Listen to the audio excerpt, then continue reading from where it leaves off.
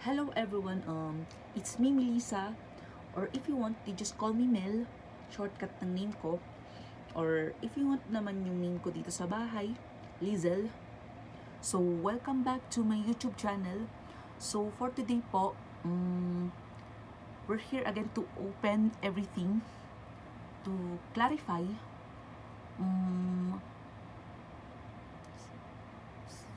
for this moment po,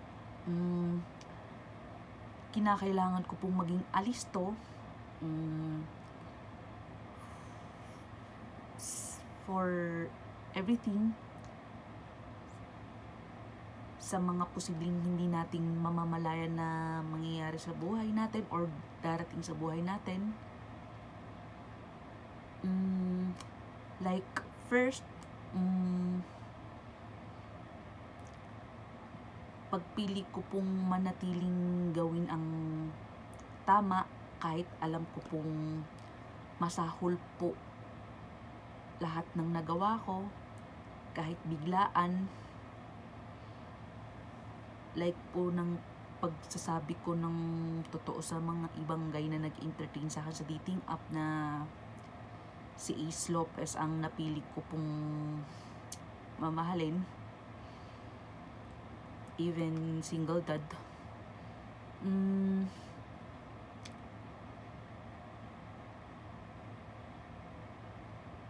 Mananatili po talaga kung ko gumawa ng tama kahit papaano.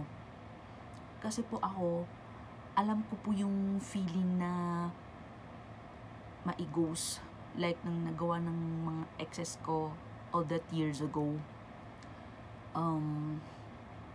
So, pangalawa naman, yung dumating yung day na hindi ko mamamalayan yung karma, yung parusa sa taong nasaktan ko, especially Jonas.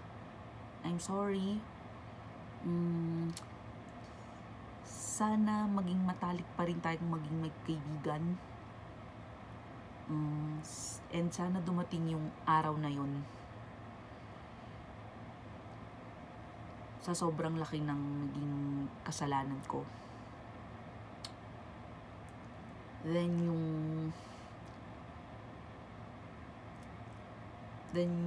habang tumatagal po, nakakabisado ko po lahat ng posibleng mangyari. Like, kung paano po ako bitawan nung Pasko, baka ganun din po yung gawin sa akin. Posibleng ganun din po yung gawin sa akin ni Ace Lopez. Na baka i-give up po niya ako, ganun.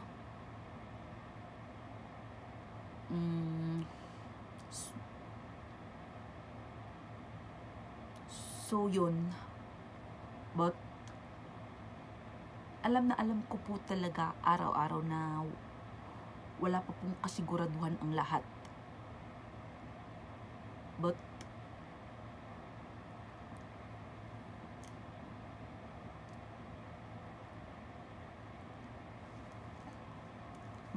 eto lang po yung isa sa ipapromise ko kay Ace Lopez, na magiging more patient po ako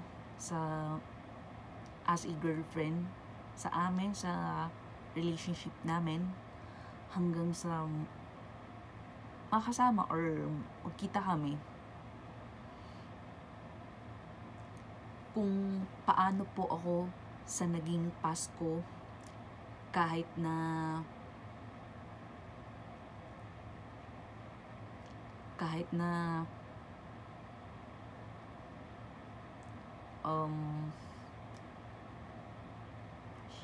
siya mismo nagpupumilit sa akin at that time na pakawalan ko na daw.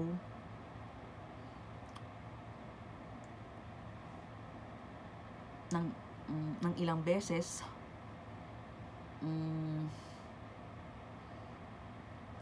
Kung paano ko pa po gustong ipaglaban, ganun. Pero, yung Paskong yon, siya po ang nag-push sa akin na pakawalan ko. Basta yun na po yun. So, that's all for today. Thank you. So, here again, it's me, Melissa, at your service. Bye.